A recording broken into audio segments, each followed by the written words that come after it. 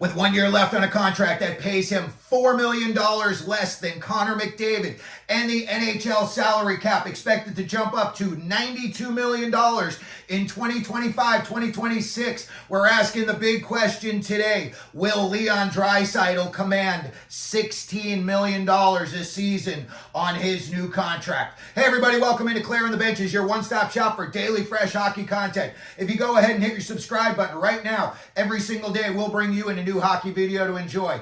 Well, $16 million a year sounds like an awful lot of money, but after we look at these numbers today, I think you're going to agree with me that he is not only worth it, but he is going to command that high of a number. Alrighty, over the last 6 seasons, that's what we're going to be basing a lot of this on today. So I just wanted to preface with that. Over the past 6 seasons. Alrighty, let's look at the numbers.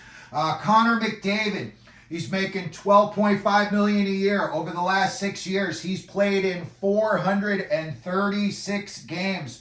Leon Draisaitl played in 450.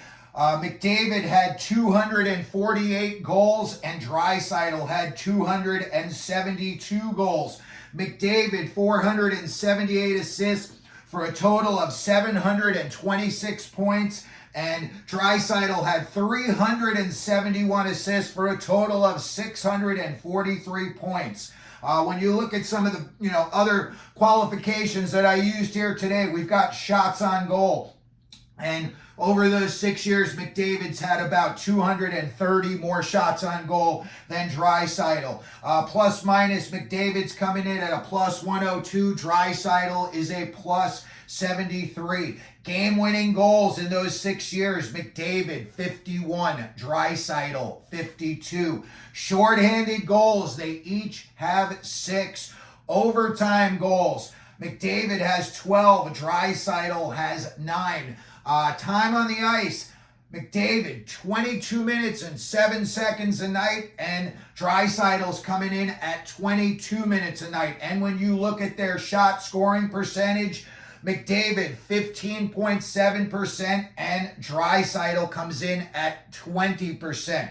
So he's got some very, very comparable numbers. Now, when you look at some of the other guys in the NHL that are putting up big numbers, but not quite as big as Draisaitl, and they are making more money. We're talking about Nathan MacKinnon. MacKinnon right now making $12.6 million a year, $4 million a year more than Draisaitl.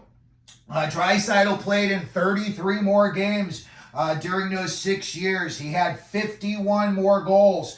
He had just 4 less assists. But Draisaitl outscored him by 47 points during that time. One crazy fact about Nathan MacKinnon is during those 6 years, he had 1,959 shots. And that is 600 more shots than Draisaitl took during that period. Again, when you look at the game-winning goals between Draisaitl and MacKinnon, Draisaitl coming in with 52 and MacKinnon only 35. MacKinnon does not have any shorthanded goals. And again, Draisaitl had the 6. Overtime, Draisaitl's got the edge 9-8. Time on ice by about 14 seconds. Also, Draisaitl's got the time on ice. He's got better numbers there. And in the shot percentage, almost double. MacKinnon, because he takes so many shots, his scoring percentage is only 11.3%, while Draisaitl is coming in at 20%. So when you look and you see now 2 guys in McDavid and MacKinnon that are making $4 million each a year more than Draisaitl, it makes a lot of sense that Draisaitl's got a huge payday coming. When we look at Draisaitl's numbers against David Pastrnak, Pasternak's making $11 million a year, $2.5 million more than Draisaitl's coming in. Draisaitl played 30 more games. Draisaitl had about 25 more goals. Draisaitl had 100 more assists. Draisaitl had just over 120 more points, 118, I'm sorry. But Pastrnak had about 400 more shots on goal. When we look at the plus minus, Pasternak's good, 105 to Draisaitl's 73. But again, game-winning goals. Draisaitl has 8 more than Pastrnak. He has 6 more shorthanded goals. He's got 3 more overtime goals. He plays 3 more minutes a night. And again, his shot scoring percentage is 6% better than David Pastrnak. So when you look at these numbers and you see these guys that are getting paid big bucks, again, this is why Draisaitl's got a huge day coming. Over the last 6 years, Connor McDavid averaged 13.5 more points per season than Draisaitl. And again, he made $4 million more a year. Let's take a look at Draisaitl's numbers versus some guys that are getting paid much better than he is. All righty, let's start off with Artemi Panarin. Draisaitl in the last 6 years had 95 more points. Panarin makes $3 million more a year, $11.64 million. He had 104 more points than Kucherov in those 6 years, and Kucherov's making $9.5 million.